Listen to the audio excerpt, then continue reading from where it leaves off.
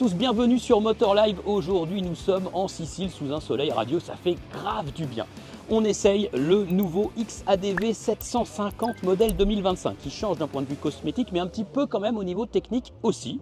Ça c'est un maxi scooter très moto, très Africa Twin dans l'idée pour un maxi scooter et c'est vraiment un modèle clé sur le marché français. Mais on fait coup double aujourd'hui, allez suivez-moi, je vous montre.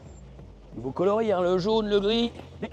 On essaye aussi le nouveau Forza 750 qui change beaucoup plus cette année avec une ligne qui change vraiment à l'avant.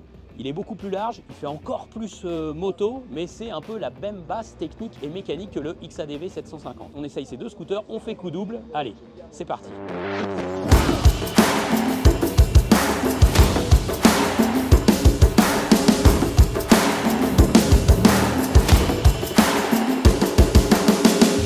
Nous voici à bord donc du nouveau Forza 750 modèle 2025, plateforme commune avec le XADV. Alors là la prise en main en fait elle a été très urbaine, hein. Là on est à la pause café non loin de Taormina avec un panorama magnifique et en fait la prise en main là elle est très urbaine. Donc ce qu'on constate c'est que Honda a annoncé une plus grande facilité de conduite à basse vitesse grâce à un travail sur le DCT et il s'avère que oui en effet c'est assez probant. Le DCT serait donc un peu plus souple à bas régime, c'est vrai que ça se ressent un peu. Il est un petit peu plus facile dans les bas régimes, il fait un peu moins d'à-coups, on peut faire des manœuvres un peu plus facilement. Tiens d'ailleurs hop j'en profite, je m'arrête sur un petit parking là et je vous fais des petites évolutions lentes. Voilà, 12 km/h, 10 km/h, guidon embuté presque. Ah, presque guidon embuté, hop un petit 8. Avec ce Forza 750 qui est censé faire quand même pas mal de villes. Voilà, 11 km/h. On cède beaucoup du frein arrière sur ce véhicule, hein. Que ce soit pour placer en virage ou pour les évolutions lentes. Beaucoup de frein arrière, quoi, voilà, pour l'asseoir. Mais une fois qu'on a fait ça, c'est vraiment bien. Alors ce Forza 750, il est très sport GT dans sa philosophie. Voilà, il se rapproche vraiment de l'esprit sport GT. Un peu comme une ex-VFR, mais en moins moto, moins sportif, bien sûr. Un peu comme... une mini GT comme une Deauville, voilà, on se rapproche de ça. La tenue de route, elle est vraiment bonne avec la roue avant de 17 pouces, chaussée en Pirelli Diablo Scooter. Et donc là, c'est vraiment bien. Donc on place bien le scooter, il est précis. Il est peut-être moins agile que le XADV, mais il est précis. Et donc, de ce côté-là, c'est vraiment bien. Ce qu'on remarque aussi sur cette évolution 2025, c'est l'environnement de bord. L'environnement de bord est très chouette avec ce tableau de bord TFT. Et puis on a presque un guidon de moto. On a l'impression d'être sur une GT finalement. Les rétroviseurs, très bien les rétroviseurs. Hop, coucou, ouais. Pas mal. On voit bien, ils sont pas troublés par les vibrations. Et puis on a aussi une grosse protection. Alors ça, c'est un vrai progrès. Là, regardez, je mets la bulle haute. Donc là, il y a une super protection à 140, 150 avec cette bulle électrique qui est plus large, qui va protéger de façon plus conséquente le pilote, peut-être le passager aussi, hein. Ça, c'est top, hein. Voilà.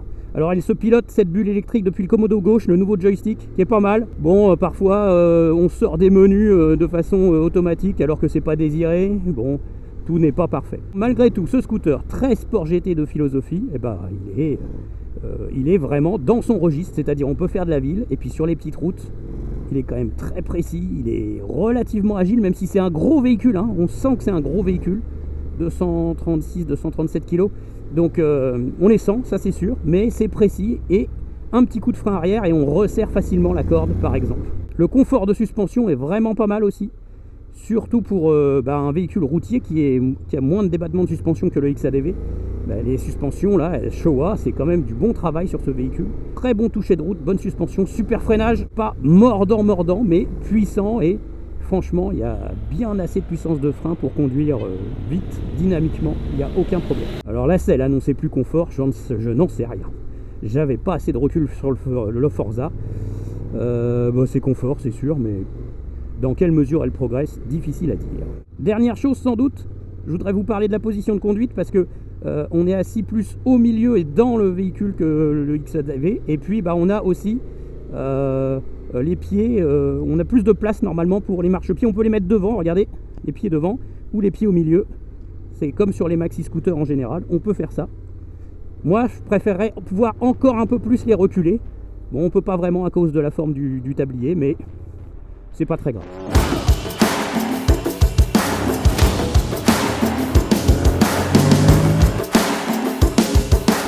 Et voilà, nous sommes maintenant à bord de l'XADV. Alors l'XADV, on change complètement d'environnement, regardez ça. Là, on change complètement d'environnement. On a un large guidon, hein. Voilà.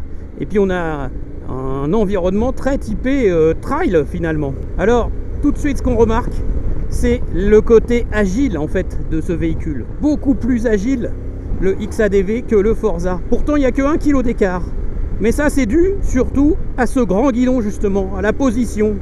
Voilà, ça change tout en fait. On a un meilleur bras de levier. Et du coup, on balance beaucoup plus le scooter. Voilà, c'est très très différent finalement. Donc, entre l'environnement et le grand guidon, bah, ça change beaucoup de choses. Ce qu'on remarque aussi, bien sûr, c'est le fait qu'on ait des pneus un peu à crampons. Bon, mais ça ne change pas énormément sur la route. Et on a quand même une très bonne tenue de route, à n'en pas douter, et une superbe maniabilité. Toujours très bon freinage, très bon guidage, très bon freinage malgré des disques un peu plus petits en fait. Ça se ressent pas trop. Il y a quand même une très bonne puissance de freinage sans grand mordant. Le confort, il progresse considérablement grâce au débattement supérieur. La selle, c'est la même chose, hein, mais grâce au grand débattement, eh bien, on absorbe mieux les chocs. Et donc là, je viens de passer sur des fripures, là ça digère bien. Hein. On n'est pas très loin vraiment d'un comportement de trail. Hein. Le maxi scooter Africa Twin ou Transalp, il digère bien les trous sur la chaussée. Oh, c'est un plaisir de le placer en courbe. Bon, je vous parle quand même du moteur parce que, allez, sortie de courbe, gaz. Wouh! Le DCT, très rapide en mode sport pour passer les rapports. Et puis, il permet de monter plus haut dans les tours. Donc, avec les différents modes de conduite, le DCT est adapté. Et puis, faut reconnaître que c'est maintenant très abouti, ça. Hein. Mais en 2021, il était déjà très abouti et donc il n'y a pas énormément d'écart avec le millésime 2021. On progresse un peu en douceur de fonctionnement à bas régime basse vitesse comme sur le Forza, mais on n'a pas par contre vraiment d'écart. Ça fait 58 chevaux un XADV comme un Forza, 69 Nm de couple, donc c'est bien assez en fait pour rouler sur la route. Et en termes de performance, voilà. Alors c'est vrai qu'avec ce calage à 270, on a un moteur qui quand même est plus agréable à très bas régime. Donc il faut vraiment l'utiliser à bas régime pour être sur la rondeur du Twin. Là je suis en 4ème, 80. Voilà, il répond très bien. On a une très bonne réponse à l'accélérateur. C'est un moteur qui en fait devient moins sympa quand on grimpe tout en haut. En fait, voilà. On a un peu l'impression qu'on le force un petit peu. Finalement, il est plus joueur, c'est sûr, que le Forza. Il est plus joueur dans les virages. Donc du coup on le cravache un peu plus en moteur. Mais en définitive, on retrouve le même caractère, la même efficacité, avec un DCT très abouti et suffisamment de performance avec 58 chevaux 69 Nm pour s'amuser sur la route. Là, il n'y a pas de problème. Un petit mot sur la bulle ajustable mécaniquement. Bon, la bulle, vous voyez, elle est là. Hop, je ne peux pas l'attraper avec la caméra, c'est pas facile. Normalement, on peut lever la bulle en roulant d'une seule main. Bon, c'est quand même pas très facile à faire, hein, je vous garantis. J'ai essayé, ça se fait, mais c'est compliqué. Hein. Le mieux, c'est de le faire à l'arrêt. Tiens, je retrouve la bande.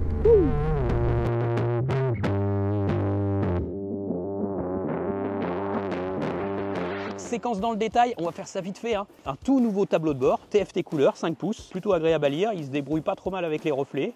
Et puis, on a un nouveau joystick qui va permettre notamment d'accéder au réglage de la bulle électrique, s'il vous plaît.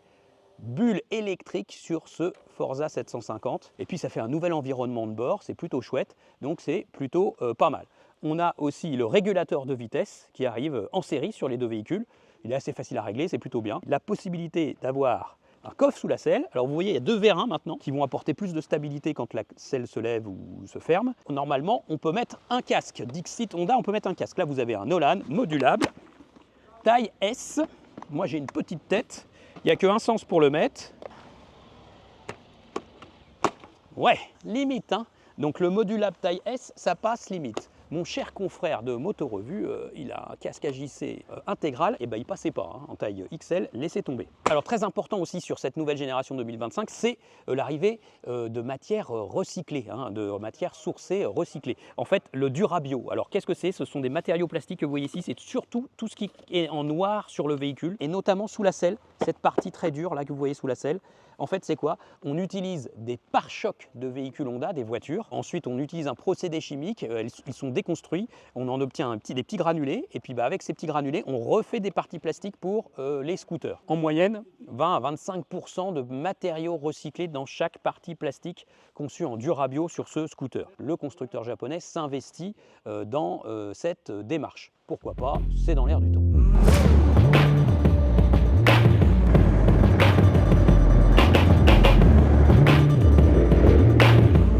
Voilà, et bon, il est temps de conclure l'essai de ces deux maxi scooters. Le soleil, la lumière baisse très très vite ici en Sicile, hein, on est en hiver quand même. Donc vous l'aurez compris, avec les phases en immersion et dans le détail, ce sont plus des évolutions que des révolutions, hein.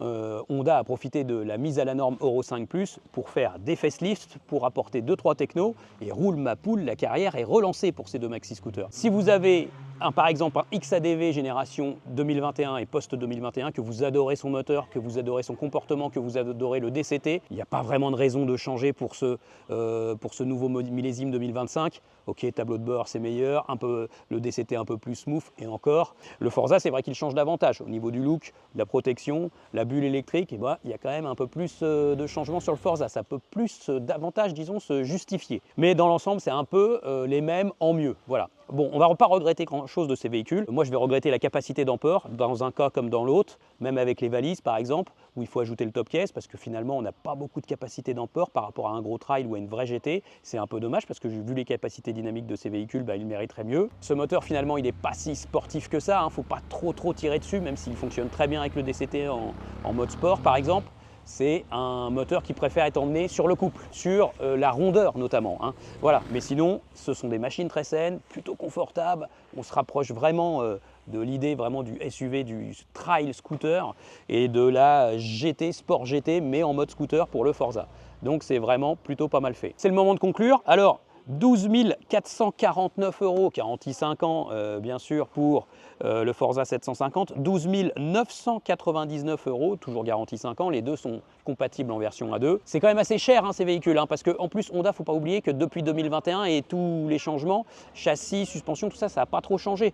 Donc maintenant, il faudrait que ces deux véhicules n'aient plus d'inflation. Voilà, hein, on va vraiment scruter ça, hein, nous en tant que journalistes, hein. Maintenant, il ne faut pas trop jouer l'inflation avec des véhicules qui n'évoluent pas tant que ça. Voilà, donnez-moi d'ailleurs votre avis, donnez-nous votre avis à ce propos, hein, ce serait pas mal, hein, d'ailleurs dans les commentaires. Et puis je vous dis à très bientôt pour une autre vidéo sur Motorlife. Ciao.